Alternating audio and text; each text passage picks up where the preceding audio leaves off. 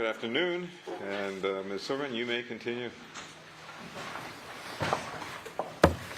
Welcome back.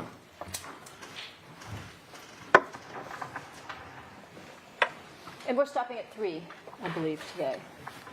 Yeah. My voice is starting to go. Oh, thank you. So when we left off before lunch, we had just finished talking about the dates between January 11th and January 13th. Now I want to move on to January 22nd, which I've covered already in some detail. So I'm going to not spend, again, a lot of time going through it again, but you remember these photos. This is the pho restaurant that was located off of Ventura Boulevard, and what you heard was, and I mentioned yesterday and today, that Mr. Austin was the first person to bring up the attempted hit on Fabio during his proffer on November 18th. And as you also know, that was despite the fact that Mr. Baker had already been interviewed numerous times and never brought up. And so the first time we heard about that was from Mr. Austin. Now, as you know, after Mr. Austin brought up this attempted hit on January 22nd and started describing the location, we went back between, you heard there were 2 dates for this proffer, and the 18th and the 20th. And between those 2 dates, we went back, we looked up opened up the defendant's cell extraction, Fabio's cell phone extractions for the January 22nd date, and we saw that the defendant had Googled a pho restaurant or a pho restaurant. And so we looked up the location of that pho restaurant that she had Googled on a computer, and when we did so, it matched the description that we had obtained from Austin during his proffer session on November 18th with respect to the pillars, the UPS store, the nail shop. He described it as a Chinese restaurant. And so it also had the parking lot behind, and that was Exhibit 249. And so when Austin came back, the detectives brought him out from jail a couple days later so we could continue. We presented the photos here to Mr. Austin, who then recognized the location, identified it as the same location that he went to with Baker in order to kill Fabio.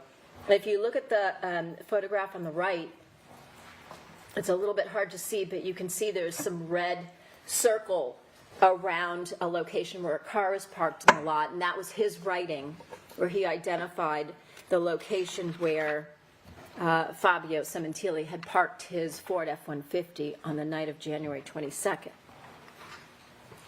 So then, of course, after that,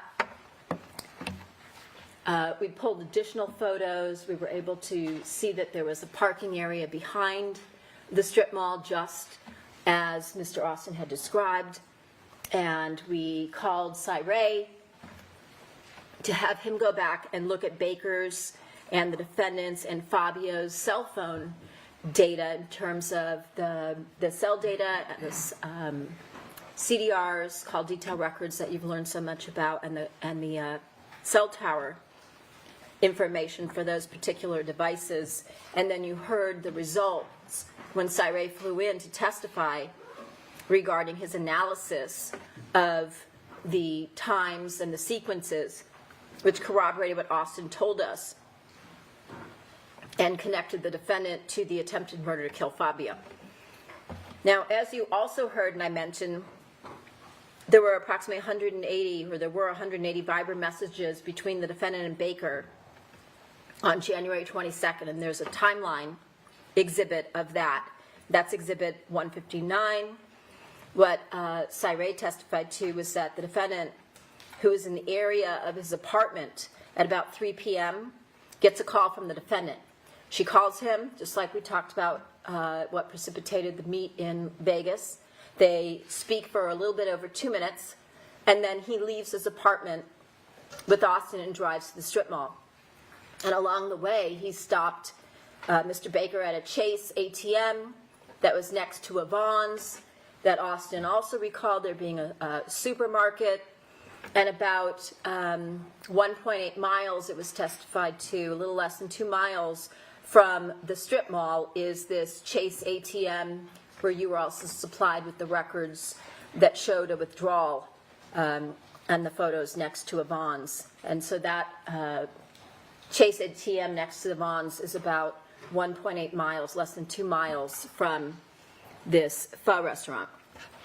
And then, of course, you heard Cyré testify that the cellular records show that Baker's phone stagnates from 3:24 while he's waiting in the area of the strip mall for approximately 2.5 hours prior to Fabio's arrival. Again, evidence of lying in wait, as we talked about, that also occurred on the following date of January 23rd. And we know during the time that Baker is waiting at this location for Fabio to arrive, that there are 69 Viber messages that are going back and forth between the defendant and Baker. At 5:11, Fabio searches Phone Near Me, obviously in response to the defendant having a conversation with him that Sunday about picking up food from a pho restaurant. And then he sends that Phone Near Me search to his wife, the defendant, via instant message. The defendant then specifically Googles Pho California between 5:12 and 5:47 on January 22nd and comes up with that same address of the location of Pho California of 19548 Ventura Boulevard that Fabio then goes to about 3 hours later. And of course, as I talked about the other day, there are numerous, as you can imagine, Vietnamese or pho restaurants in the San Fernando Valley, but between Baker and the defendant, they were able to pick the one pho restaurant out of all of those that Fabio went to later that night. And then we know, as I mentioned earlier, at 5:13, the defendant searches that same location, 19548, and then she deletes that search, her web history, as you heard from Detective Paral. And so she deletes the web searches, which, as I mentioned earlier, to delete any data that would tie her to this, what's supposed to go down, a murder that night, just like she does in the Ralphs the following day. And you have the record from her phone for January 22nd, which is Exhibit 259. There's a column on the far right side. At the top it says deleted, and then in red you'll see it says yes for all of the things that she did on her phone on January 22nd relating to the Google searches, the address, and the Pho California location. So she deletes all of that in anticipation of the fact that he's going to be murdered that night and that there will be a subsequent investigation. She also deletes all the messages between herself and her husband relating to Pho Near Me and Pho California, as well as the message that she sends to her daughter asking her if she wants fried rice. So again, destruction of evidence, and what would be the reason for destroying that evidence, unless, of course, she believed that night that Fabio was going to be murdered, and she is deleting any evidence associated with that in order to distance herself from that crime. Now, what you see here, if you recall, was a mapping that was done by Cyré with respect to the cellular data. What you see here in green that's highlighted, that's Fabio's location. And what you see here in red that's been highlighted is Baker's location. So you can see they lap over and wind up in the same location, which is the 19548 Ventura Boulevard address where the Pho California is. And Fabio gets to that location at 6 p.m. We know from the cell phone data that Baker is still in the area now. And after that, you heard that Austin saw Fabio picking up food from that Pho California restaurant, which he then described to us as a Chinese restaurant. And that's Exhibit 249.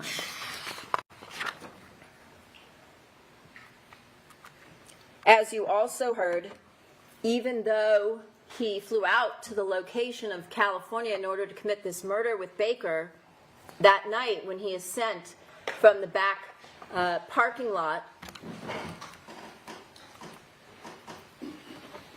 behind the shopping center, and he goes through this alleyway that you can see where the L shape and then the perpendicular building are separated. There's a walkway there, and when he goes through and he sees Fabio, he gets cold feet. He realizes he can't go through with it, and he goes back to Baker, who's still waiting in that back parking lot, and tells Baker that he's unable to carry out the crime. And then at that point, Baker says that he's going to have further conversations with the defendant, and that Austin shouldn't worry about it. And so then Baker and Austin go back to Baker's apartment. Now, let's go to the day of the murder, January 23rd. We know the first communication that morning is from the defendant to Baker, starting at 6:50 in the morning. We know that they are in constant contact throughout that day via Viber. We know these are stills from the PowerPoint timeline that we showed you from Ed Kozin, and you'll have that available, as well as some of the still photos. And we know that that morning at 7:28, Isabella leaves for school, and so Fabio, the defendant, and Jessica are home. We know around 8 o'clock, Delia Rivera comes to clean the house, and the defendant and Baker continue to contact each other throughout the morning through Viber, text messages, as well as phone calls. And as I mentioned earlier, the cell data records also show that the defendant calls Baker later that morning, but it goes directly to voicemail, and this is during the time that the cell data shows that Baker is at the Enterprise location at about 11:01 in the morning getting that rental vehicle, because, as he claimed, his vehicles weren't working. And so he gets a one-day rental car through his friend Paula, the Nissan Versa, the silver vehicle you see here. And then we know at 11:42 that morning, the defendant and Jessica go to LA Fitness, where you can see at 11:49, the defendant enters as Jessica parks, and 10 minutes later, Baker comes in, again wearing that black sweatsuit that we talked about during the trial with the white stripes down the side. Fabio texts his wife saying that he just got home, and we saw his car leaving and returning that day, trying to get the power washer still fixed. And then, of course, we saw on video on the left, Baker is leaving. So he comes in at 11:59, and at 12:43, less than an hour, he's leaving the location, and just 13 seconds later, we see the defendant followed by her daughter leaving the LA Fitness location. And of course, we don't see anything unusual with respect to Baker with regard to any kind of an injury he's nursing. We don't see the defendant carrying anything in her hand that would potentially drip blood through the house.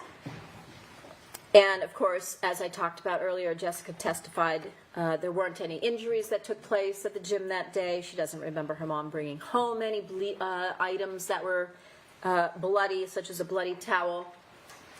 And then the defendant messages back to Fabio saying, we're on our way home. So at 1 o'clock, the defendant and Jessica return to the residence, and now they are back with Fabio and Delia, who's still there. And once again, the defendant is still communicating with Baker while she's at home. We know that between 1:20 that afternoon and 2:43, there are 30 Viber messages between them where they are putting into place their plan to kill Fabio that day. And again, in order to ensure that there will be a sufficient time for this murder to take place, the defendant texts Isabella telling her to contact her after the interview when she's heading home so that she can keep track of her whereabouts, which is critical. And that happens, as you can see here, at 1:40, and Isabella responds at 1:53. Now, this is what I talked about this morning with respect to the safe. If you look at the photo on the left, you can see the mirror, this large mirror that's behind the door in the master bedroom from the walk-in closet. When you open the mirror, you can see that behind the mirror there's a wall safe, a small wall safe, and the mirror itself has a sensor on it, which is what I was talking about today. This is, as I told you, at 2:03 at the time that she gets the message, and you can see a cutout from the records, the Digital Life Mobility records from AT&T, that the closet mirror has been opened at 2:03, and again, this is when the defendant is at the home. And so this is when she removes the gold coins from the safe, because she knows those are objects that she's going to claim were taken during the course of this burglary or robbery and murder. And again, just like was the case with that DVR, that new DVR that was on top of the cabinet, Delia has no idea when she's asked that there even is a safe. This would be something, once again, that someone would have to tell you about for you to know. And if you remember, when Baker was on the stand, when I asked about a safe, he said that he knew that there was a safe in the house and that it was in the master bedroom, and that it was hidden, if you recall. He would have to have received that information, obviously, from the defendant, because, once again, it's hidden and not in plain sight. Now, something that came about during the trial that was also interesting, another little piece. If you remember when Morella Sementilli testified that after the murder, that Wednesday, which would have been January 25th, she and Fabio's side of the family fly in from Canada to California.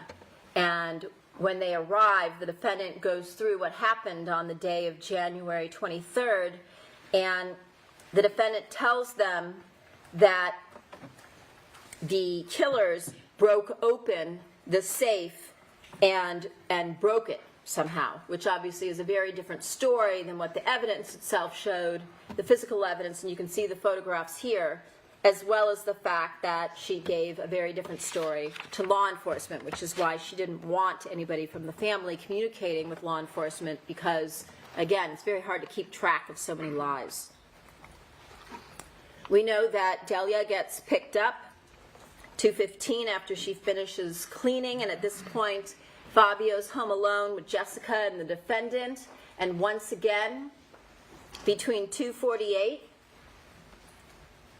and 3:13, the defendant and Baker continue to Viber as Baker is on his way to the target, and we know that he waits there for the defendant to arrive. Here at 3 o'clock, we see Baker backs the rental car into the spot close to the store, He then enters the store at 3:02, and while he's inside of the store between 3:10 and 3:19, there are more vibers, this time from Baker to the defendant while he's inside of the store. Again, the next thing that we have in this timeline is the defendant is sending a reminder to her daughter Isabella, who she knows is having this interview, telling her good luck so that she'll remember to contact her when she's on her way home. And this is her way of keeping track of where Isabella is. We see Baker. He's coming out of the Target at 3:19. 19 minutes after entering, he's carrying a bag in his right hand. He's got his phone in his left hand. Once again, we don't see any evidence of the fact that he's injured in any manner. And we know that what he does, once he goes to his vehicle, he moves it to the back of the parking lot at 3:24, away from where the security cameras are. Again, not coincidentally, and he waits to meet up with the defendant. He does that at 3:24. At 3:26, 2 minutes later, here's the defendant leaving the home in the Ford F-150 to meet up with Baker at the Target. And then the Target surveillance cameras pick up the defendant in the Ford F-150 driving down from Ventura Boulevard, turning into the parking lot.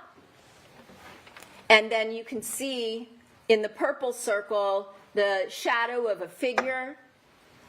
The defendant pulls up to that location there on the corner, which was a Payless store, and you can see a figure come around the front of the car, appears to come to the right front passenger side, and then when the defendant drives from that location where she's stopped in the Ford F-150, that figure is no longer there, as Detective Gable described. So then at 3:56, the defendant then reparks the vehicle.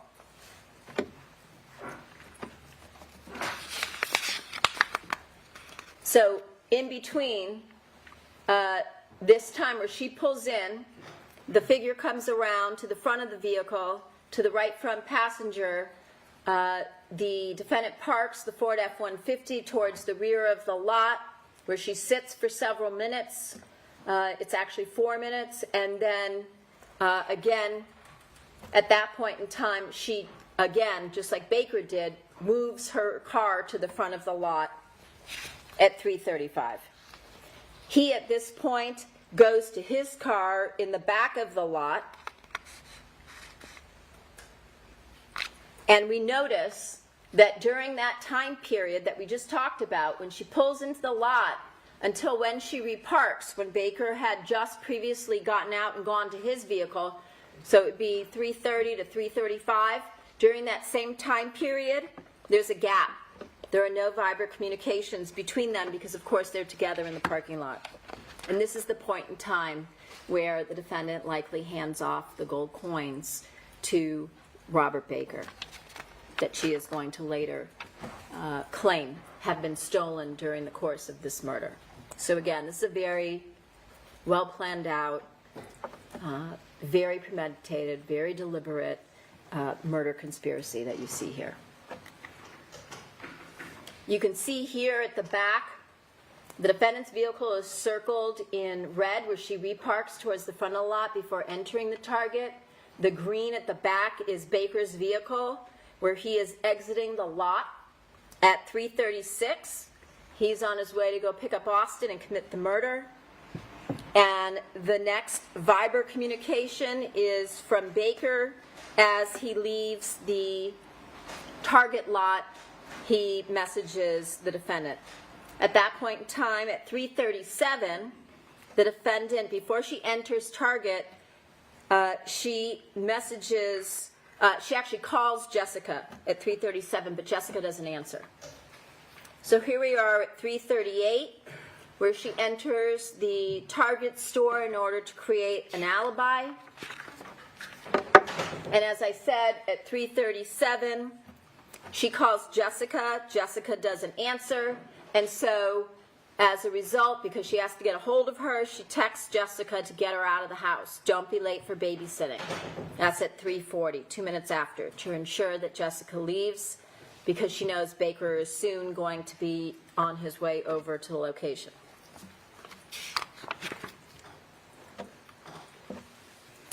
So, like clockwork, after the defendant's text, Jessica leaves to babysit 7 minutes later.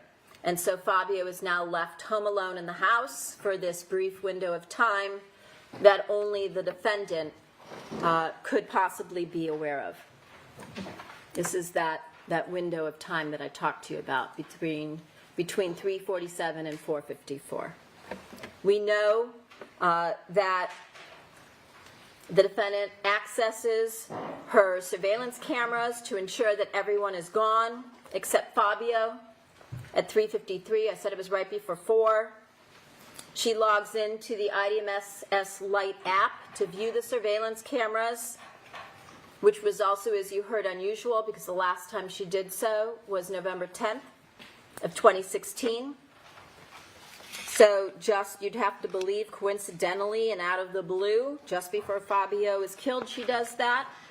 Or it's completely premeditated because she's ensuring that Jessica now has left. And as you've seen before, at 4:18, Baker and Austin are caught on the surveillance video from the neighborhood where they live, jogging up to the corner of Queen Victoria toward the Sementilli residence as planned by the defendant and Baker. So, also remember, there's been some testimony in this case that when Fabio's family, as I said, flew in that Wednesday on the 25th, a neighbor brings over a copy of the neighborhood surveillance video, and the family watched it while the defendant was gone. She was out doing something, and when she came back and realized that they had watched the video without her, she was angry because she wanted to be the one that watched it first. And then she proceeds to question the family as to what they were able to see on the video, whether they could see any faces, whether they could make out skin color and things of that nature. And of course, the other thing that was brought up, which is that the defendant had been engaged in a sexual affair with Robert Baker at this point for a year, but she never bothers to tell anybody that she recognizes Baker. Now, of course, obviously his face and everything is covered, but there's nothing about the way that he moved or his shape or anything that she would trigger in her brain, she claims, that would cause her to recognize Robert Baker. Then, Isabella, as instructed, contacts her mother. And she testified that her mother was aware she had a job interview after school that day in Agora. And her mother told her to call on her way home, which she did at 4:22 after the interview. And Isabella testified, just as she told law enforcement during her interview, that she was on her way home. But her mother called her back. This call at 4:22 goes to voicemail. The defendant misses the call. 2 minutes later at 4:24, the defendant calls her back and tells her that she should stop on her way home to pick up her glasses from the eye doctor. And since she's only 16, the defendant, who's out running errands instead of picking them up herself, says she'll call the eye doctor. And she'll give permission, since Jessica is underage, so that Jessica can pick the glasses up herself. And therefore, she delays Jessica by several minutes. And so we know, I'm sorry, I meant Isabella. Speaks to Isabella to delay her from coming home in order to give Baker time to complete the murder. So here the defendant is at 4:32. If you recall, just a few seconds before the still photo that you see here on the left, the defendant is headed toward the exit with the target bag in her left hand, and she is so concentrated on her phone in her right hand that she sort of veers off the path that would normally lead one out the door, and she has to look up and redirect herself in order to make it through the door, as was testified to by Detective Gable. And then at 4:38, you can see the Ford F-150 as she leaves the parking lot, and she knows at this point that this is the window during which Fabio should be murdered by Baker and Austin. And now she goes to Ralph's to continue her alibi. We know that she pulls into the parking lot, 4:41. She gets a shopping cart at 4:42. At 4:46, while she's inside of the Ralph's, she messages Baker via Viber to let him know what's going on in terms of the time frame, with Isabella going from Agora to Woodland Hills in order to pick up her glasses. And at 4:50, again, while she's inside of the Ralph's, she deletes, as you heard from Cy Ray, Lifestyle Lounge and several other things from her phone in anticipation of the fact that Fabio will be dead by the time she gets home, and there will be a law enforcement investigation after the fact.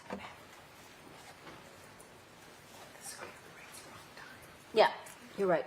The screen on the bottom right, instead of saying 5:52, it should say 4:52. It's 10 minutes off. That's a typo.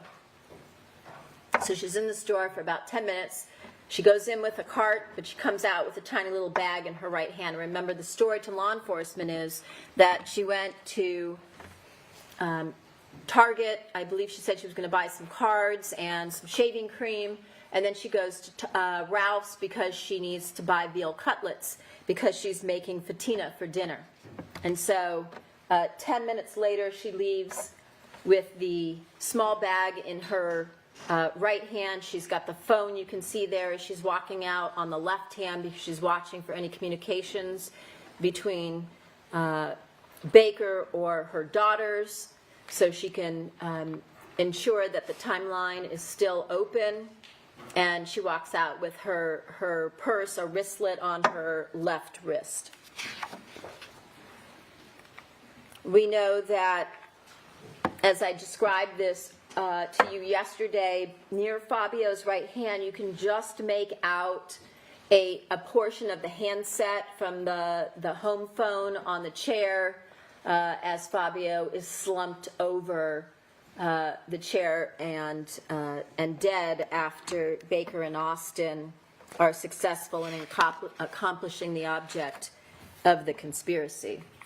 I talked this morning about the cleanup, and of course, when Delia is flown in and she testifies, none of these items, such as this blue rag or the vinegar bottle that's normally kept under the sink, or any of the blood stains around the kitchen, are there at the time that she leaves, because obviously her job was to clean. And so by the time she leaves, the house is spotless. Here you can see the circuit breaker box, which I told you when you go out from the kitchen door to the left, right next to that cabinet is the breaker box with several of the levers. I think Detective Vernon said there were 7 that were flipped off. And here you get a much better picture of the top of that tall white cabinet where the DVR sat to the right, and now all you see are the cords that used to connect that through the back of the cabinet into the kitchen. And you can see here all of those cords are out of sight on top of the cabinet. There is no DVR. We know that at 4:53, Baker, who's wearing the green sweatshirt, as you can see from the inset photograph on the top left, is wearing that Sean John sweatshirt. He's the driver. We know this because, of course, Baker leaves his own blood in the driver's compartment, right? On the steering wheel, on the door controls, on the seat controls, and then because he's just murdered Fabio and walked through Fabio's blood on the patio, he's tracked that, he's transferred that blood from the bottom of his shoes onto the clutch in the Porsche. Again, this is again why I told you, when you have a story that comes up only after arrest, after numerous opportunities to explain, during all of these law enforcement interviews, the defendant never mentions any kind of racquetball injury. And the story about there being a racquetball injury, and hence why Baker's blood is tracked into the house, again, doesn't explain how the blood then gets into Fabio's Porsche, right? Another reason why that story fails. So we know Baker's driving away. 453 is he's at the corner of Queen Victoria, taking a right onto Oakdale.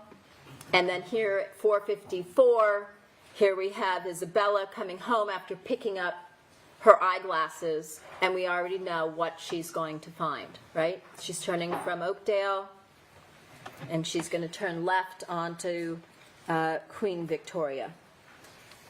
That's how tight, that's how narrow this timeline window is.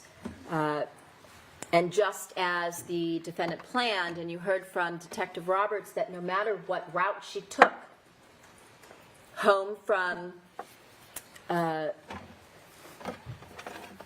store, it never took her 11 minutes, okay?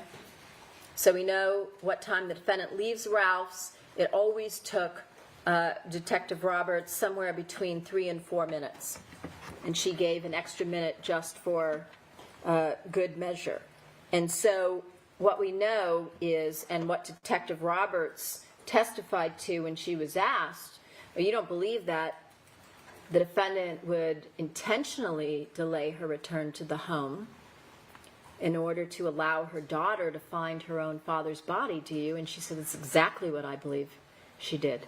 Because again, everything she's done so far is to try and separate or distance herself from the crime, and she doesn't want to be the one to find the body. That's why she's gone to these stores to set up this alibi. That's why she's deleted all of the messages and the searches from the January 22nd and the January 23rd, the mirror, all of these other things that she's done. She's meticulously gone back and destroyed, suppressed, concealed evidence, which goes to conscience of guilt. And so then we know at 5:14, this is the last contact between the defendant and her lover ever using Viber. At 5:14, he contacts the defendant via Viber, and after that, they both delete the application, the encrypted application, and the accompanying data. And as you heard, when you use the various software tools that allow you to extract information from a cell phone, as the software becomes more and more advanced, we are able to pick up, sometimes if we're lucky, more and more of the remnants or the artifacts of data that's been deleted. And so as a result, what you heard even from the defendant's own expert, that he would always recommend that you re-extract or redump devices, because you never know what you're going to find. And as you heard over the course of the several years that Detective Roberts handled this case, even though all of the devices in this case had been processed by LAPD in years past, she continually had, every couple years, because there's always updates coming out with the software, the devices re-extracted to see if more or additional information could be obtained from what had been deleted. So one more thing I did want to mention. When you think about the fact that Sheila Salehian told us that the defendant never brought up Fabio, not before the murder, not after. The defendant never brought up her children. Ron Ray, who meets the defendant after the murder, has no idea. He never knew that the defendant had been married. He had no idea that she was a widow. He had no idea that she had children until they were at a club up on a stage with a DJ, and the defendant made some comment about wanting to send a picture because her daughter is going to think she's such a cool mom, and that he was shocked by that because neither she nor Baker had ever mentioned that she had this family. And so if you think to yourselves, well, no mother is going to allow, their 16-year-old daughter to come home and find their father's dead body after he's just been murdered, because that would indicate that she cares very little about her daughter or her children or their mental well-being. Think back to the fact that Isabella and Jessica, for that matter, after the murder, are left alone night after night after night in this house where their father's been slaughtered, because she thought it was more important that she be able to go out and have fun with her lover to comedy clubs and bars and to try and pick up a bouncer, a stranger outside of a bar one night. That's how free she felt. So again, as Detective Roberts stated, that's exactly what the defendant did in this case. And you also heard the defendant's sister mention that after the murder, she came and stayed several times with the defendant and the girls, and that she was cooking, she was cleaning, she was doing laundry, and she also took Isabella to a therapy appointment one day. And remember, when Isabella got on the stand and we asked her about the therapy appointment, she indicated her mother went with her once. And also you saw a series of text messages, and we're going to show some of them today, not all of them again, but at some point she tells her mother, I'm going to make that therapy appointment tomorrow. So this is a young girl who will likely never be able to erase from her mind what you all saw in photographs, which is much different. I know it's hard to look at them, those photos, because they're so graphic. But think of her seeing it in person, not through a photograph. She's this young girl. She finds her father dead. Her mother doesn't come home for several more minutes. She's there alone. She doesn't know what she's looking at. You heard the 911 call.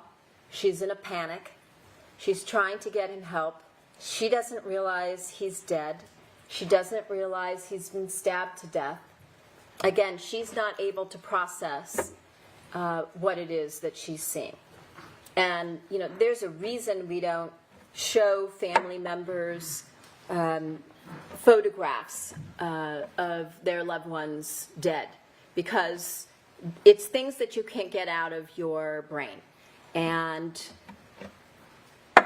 unfortunately, that will be the same for you. And over time, perhaps they fade when you go on about your lives, but they're also... Yes.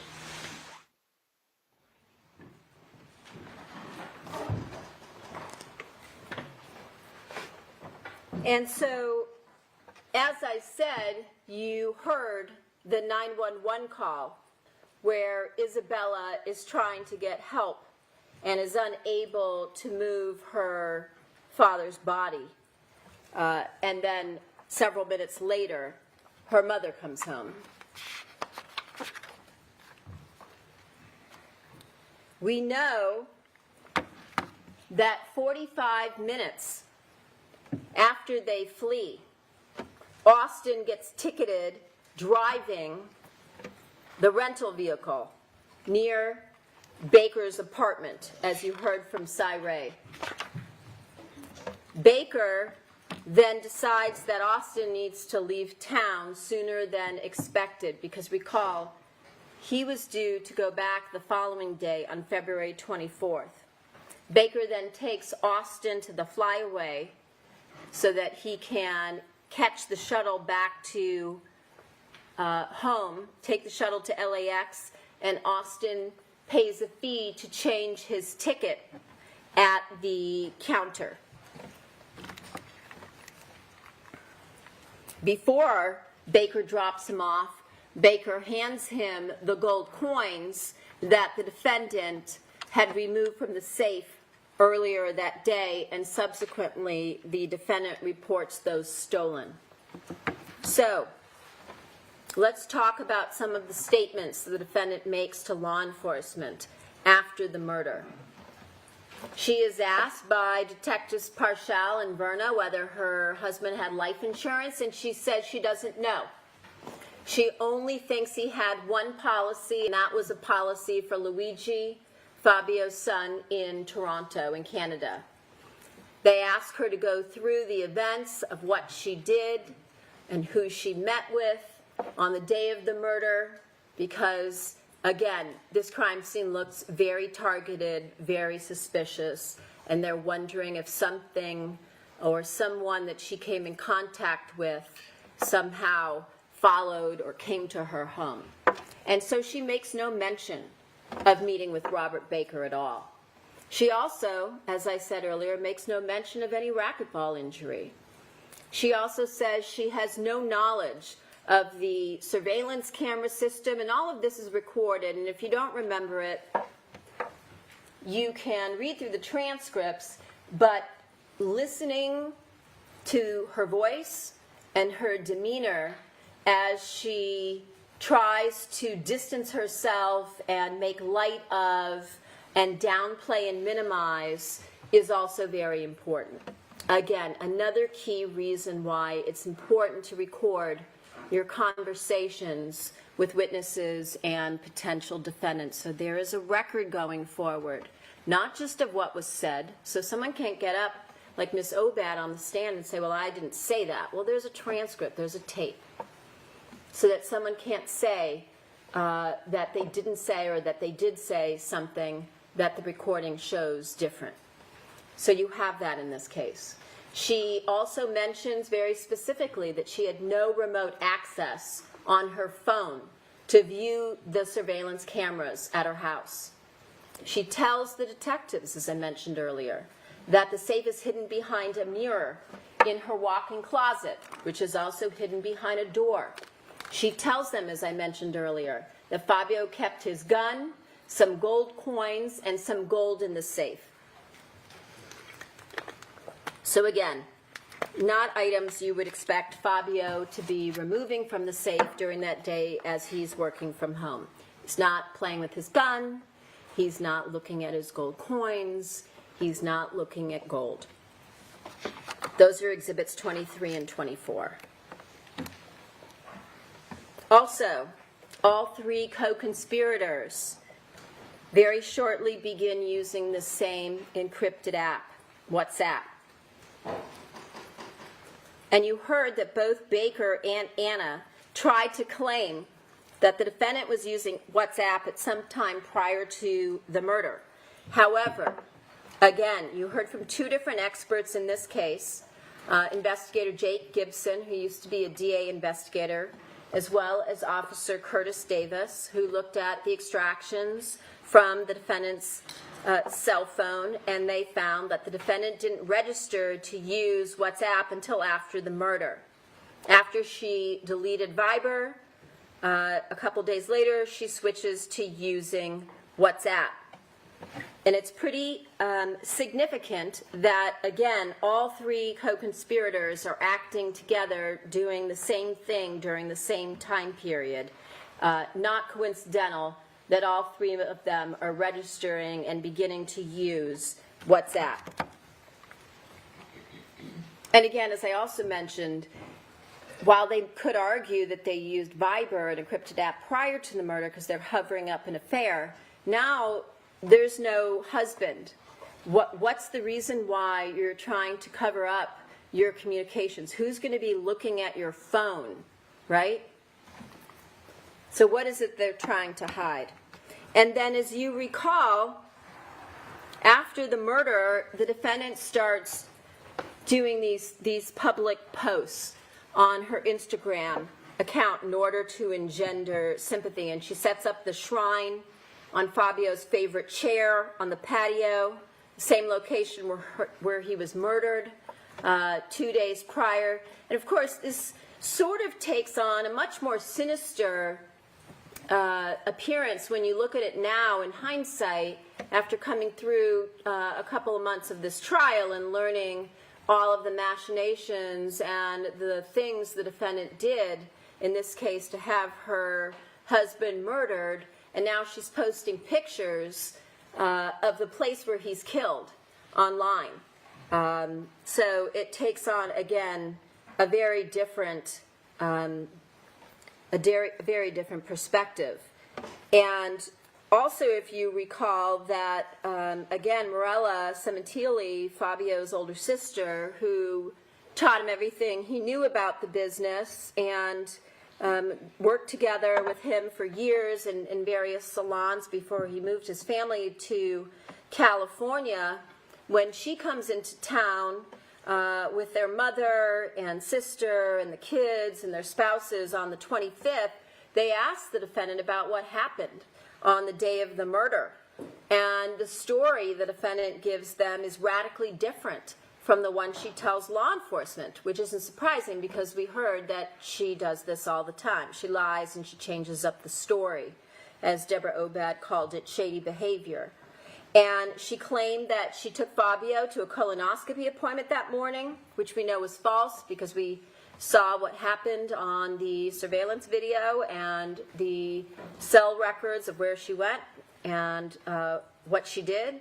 That she and Fabio ran some errands. I think instead of saying a power washer at this point, she said it was a weed whacker because it was a lie. And she said they went out, they had a great lunch. They spent a beautiful day together, she said. And then she dropped Fabio off, remember, at home because she was going out to Ralph's to pick up the ingredients she needed for the dinner, the fatina she was planning on cooking that night. And this is when, of course, she also tells them that the safe had been broken open by the robbers and the lock was broken. And I talked to you earlier about the alert that came at 2:03 and the mobility records and what happened during that week when the family saw the surveillance video and the defendant came home and became very angry that they had watched that without her. And then you heard that in the weeks following the murder and the months, the defendant was constantly complaining about the fact that she and her daughters didn't have enough money.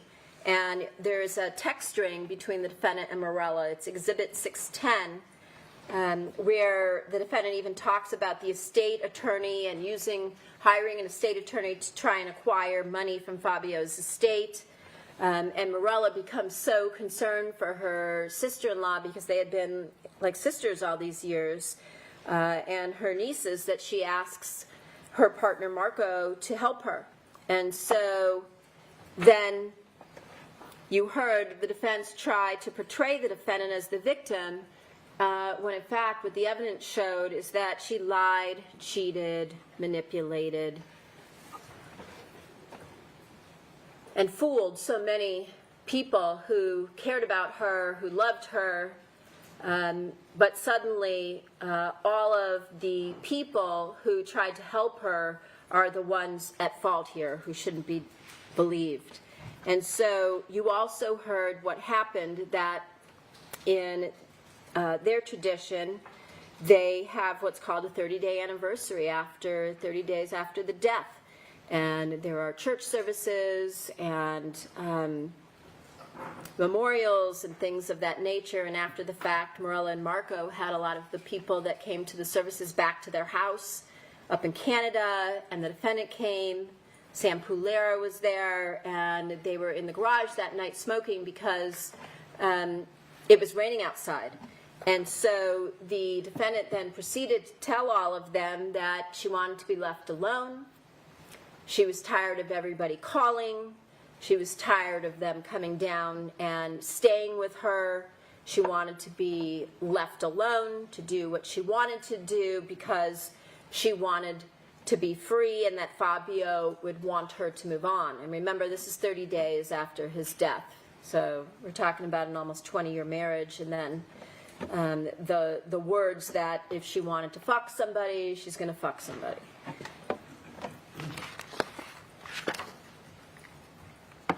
Now,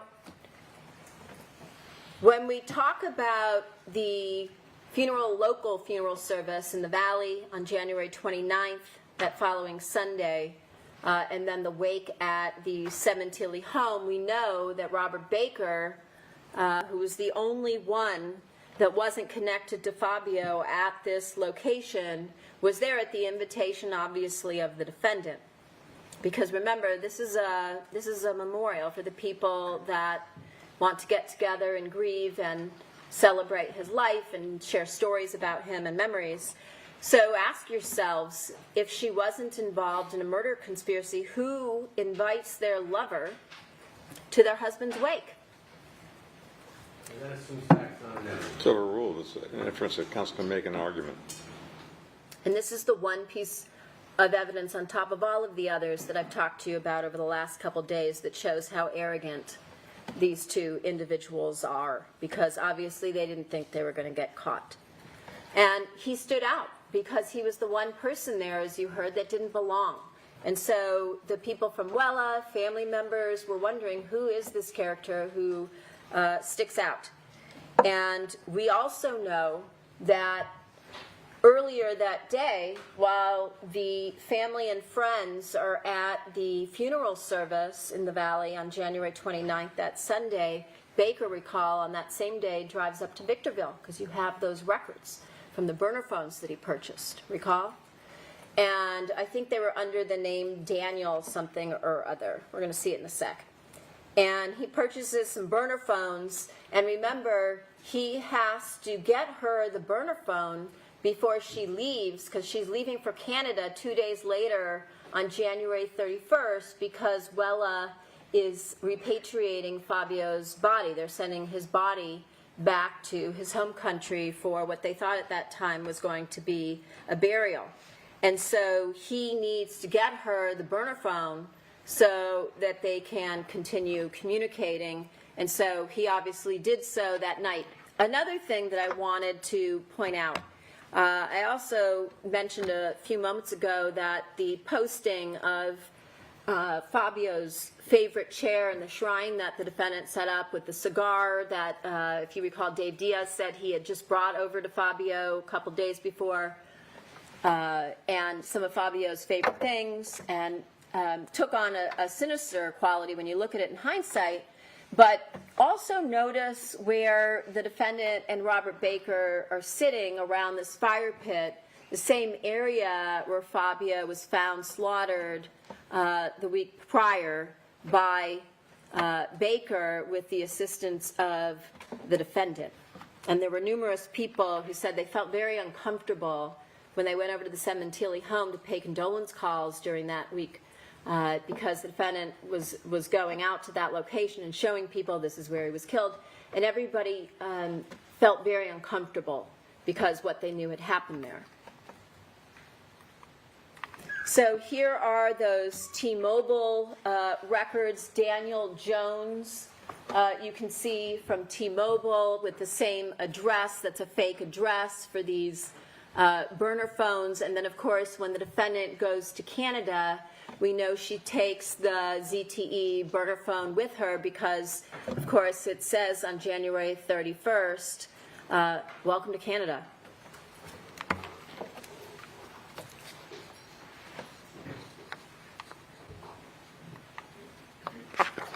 And so then, again, this is February 8th, and February 8th of 1997 was the 20th anniversary of Fabio and the defendant, and she makes this post, and she tells her sister Anna that she wants to go home, she wants to go back to California because she wants to be alone with the girls so the three of them can grieve together.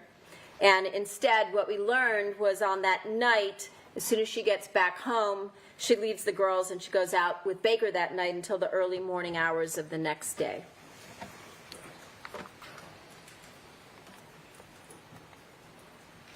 And as I talked about earlier, where I told you that the defendant has a history of using people to do her dirty work, we know that Anna comes into town after the funeral services in Toronto to stay with the defendant, but she leaves town on February 19th.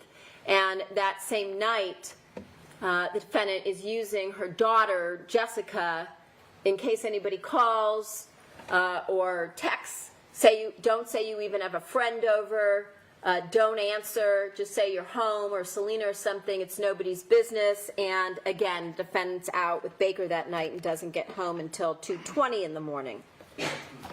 Now, Anna also told you that she was aware that during this time period, State Farm paid money to replace that DVR system, and as she said, to do stuff around the house, which Anna told you she thought was excessive. And so the defendant took that money and she repainted, she got new carpet, she bought new drapes. But again, you'd think that a mother who cared an ounce about having security and making sure her kids are safe at the location where her husband's been murdered, when she's going to be leaving them alone, the first priority would be to replace the security system or buy some kind of a more significant security system, but she never does that. And again, on February 19th, she's asking her daughter to lie for her, and we know that she's out with Baker until the early morning hours of the following day on the 20th.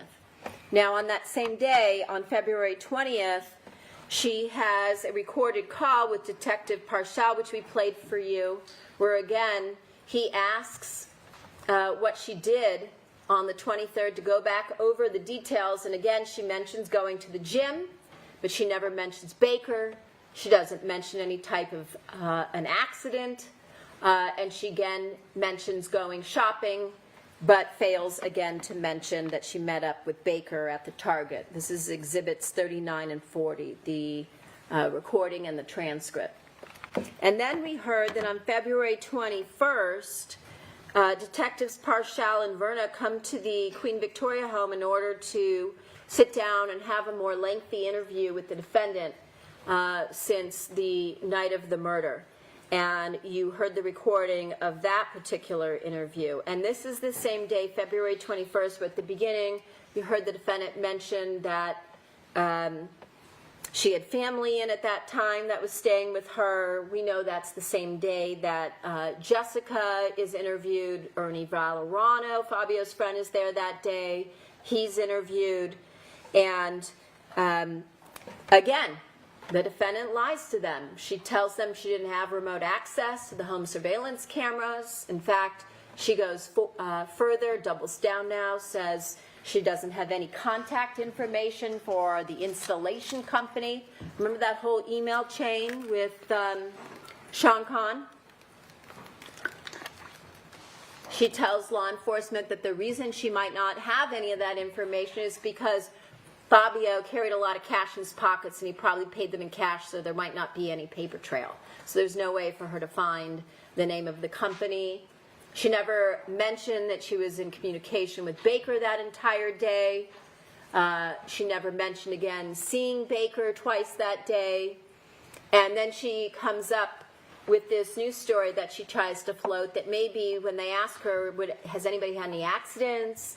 Is there any reason why there should be blood in your house? Because remember, this is February 21st.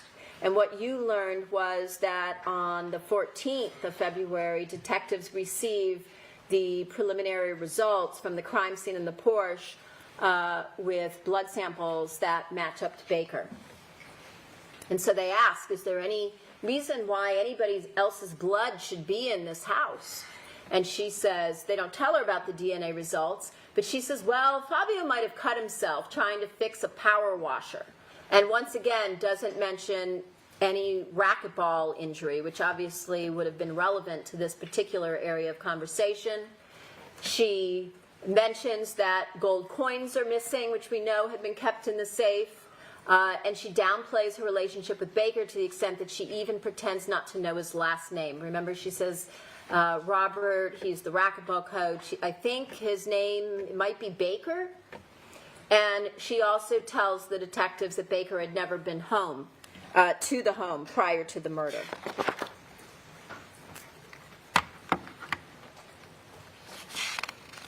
Now, on that same day, as I said, February 21st, when they interview people separately, law enforcement does, and Jessica brings up when they ask, is there anything odd that's ever happened? Has anybody, ever been to the home or stayed at the home? And she brings up the time when she found Baker sleeping in her mother's bed while her father is out of town. And so they go back to the defendant and they say, well, who's this? They don't rat out Jessica, but they say, well, who's this guy Baker? And that's when she says, oh, he's just the racquetball coach.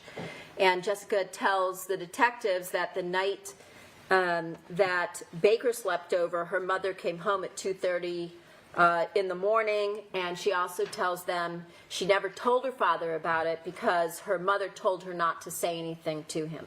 So again, another example of the defendant teaching, coaching her daughters to lie for her, grooming them, and at this point in time, going backwards, she basically is using the daughters to keep information from their father.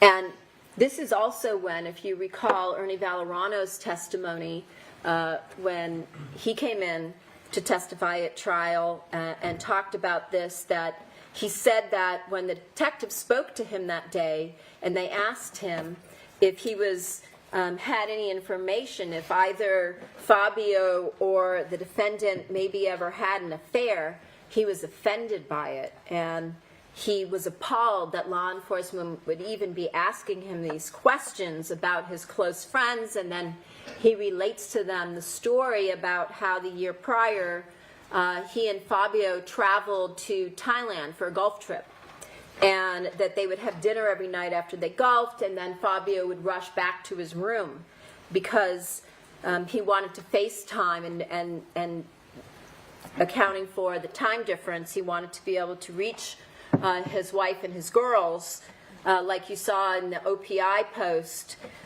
his beloved girls, so that he could speak to them every single night.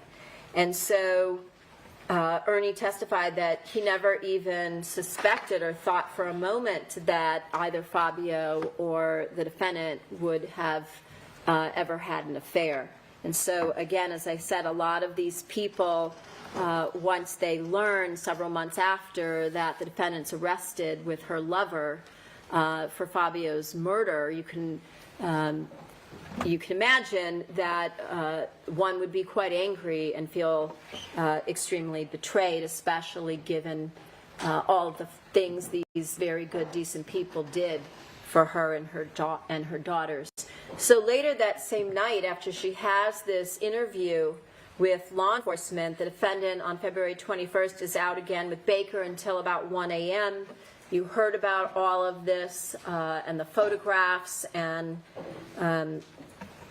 contrary to the defense spin story that Baker was the one that was in charge, it's fairly clear that the defendant's actions show she's the one. She's the one who calls the shots. And one of those examples was when they're out and the defendant comes out from a bar that they're in, and she initiates an encounter with a bouncer out front of the location where surveillance officers are watching this go down. Baker is inside the bar, but if you recall, they observe her. She sits down next to a bouncer on a bench, the bench out front. She starts touching the bouncer on his inner thigh area. She puts her hand behind his neck and then kisses him on the lips, and then goes back in to the bar and later comes out later with Baker. Appears they have some sort of an argument. He walks away from her in the parking lot, and the defendant becomes very upset and starts crying, and certainly appears to shed more tears and be more upset over the argument she has with Baker that night than she ever did when it came to her husband's murder. So the following night, on February 22nd, we learn that the Gangs and Narcotics Division, who's tasked with doing the surveillance at this point in time in February, follows the defendant and Baker, and the detectives, Verna and Paral, are trying to figure out where Baker's staying because they know he's not going back to his house, and so they follow him back to Roger Brown's apartment in Glendale that night. And so you heard from Roger Brown, who's been friends with the defendant since 1997. Over the years, since Baker's been arrested, he's made numerous jail visits to meet with him. Baker calls him regularly from jail, and he testified actually twice that he used to play basketball, I think, with Baker and some other individuals, including this attorney, Howard Lynch. And if you recall, Howard Lynch, his name came up once again once the defendant and Baker were arrested because they're using his law office to call through to make clean calls initially so they can leave messages with him and his staff, and then once Howard Lynch decides this is probably not a real good idea and he could get into trouble, he has a conversation with Baker and they switch to using April, if you recall, to call through. And so we also heard Roger Brown say that the defendant, who he was introduced to by Baker as Madonna, came to his apartment numerous times while Baker was staying there after the murder, because obviously Baker's on the lam. He's gone from Lashane Holmes to Al Birdsong's in Vegas to Sheila and Ricardo's, and now he's staying with Roger Brown in mid-February, and Roger Brown at some point takes Baker over to the Starbucks to meet up with the defendant, again, who he knows as Madonna, and he testifies that he had actually met Madonna and Baker the year before when Baker brought her to Roger Brown's birthday party. And so he testifies to some of that, but again, he tries to indicate he doesn't think Madonna ever slept over, but he was in another room and he didn't pay attention and things of that nature to try and distance himself. And we also know that the night before his arrest, on June 13th, that's the day, remember, when the defendant is returning from Toronto after the Mirror Awards, and she flies home in Baker's army shirt and takes photos. Baker comes over to Roger Brown's apartment and gives him a new phone number. And that number, if you recall, again, connecting up little pieces of information, turned out to be the burner phone number for one of the phones that Baker purchased in Victorville on the date of January 29th before going to the wake, where he gives the defendant the one he bought for her. And so on the 25th, again, the defendant is out with Baker, this time till 3:15 in the morning. We heard from the surveillance crew, G&D. They follow the defendant and Baker, and the defendant picks Baker up again from Roger Brown's. They go out. They arrive back at the apartment at 12:45 in the morning, where the defendant then stays until 3:14 the next day, which is now February 26th, before she goes home. We know that on February 26th, she flies to Toronto for Fabio's 1-month memorial of his death, just to give you the timeline of the pieces. And then March 4th, after the defendant returns to the Los Angeles area after the 1-month memorial in Toronto, where she returned on March 3rd, she immediately resumes the same pattern where she's going out with Baker. On this date, March 3rd, she and Baker stay at a hotel until 6:18 in the morning the next day, and we heard about that during the cross-examination of the defendant's sister, Anna. Now, you also heard that the defendant made a series of calls to Detective Paral And once again, Detective Paral and Detective Verna recorded, if at all possible, every time she would call. And you heard a set of those recordings along with a transcript. And during this phone call on March 8th, the defendant is asking Detective Paral about whether or not there's been any DNA results. And of course, Paral isn't going to share his investigative information. She again reiterates now for the third time, fourth time, she doesn't know the make or model of this DVR system. She can't locate any documents relating to the system.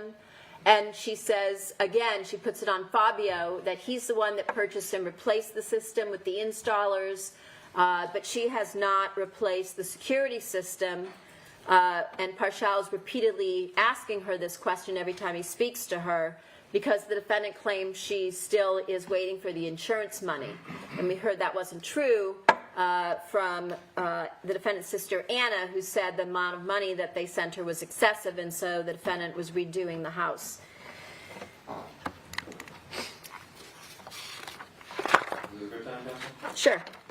All right, we will adjourn until Monday at 9 a.m. Again, the admonition applies not to discuss this case among yourselves with anyone else or form expressing opinions until the cause is finally submitted to you.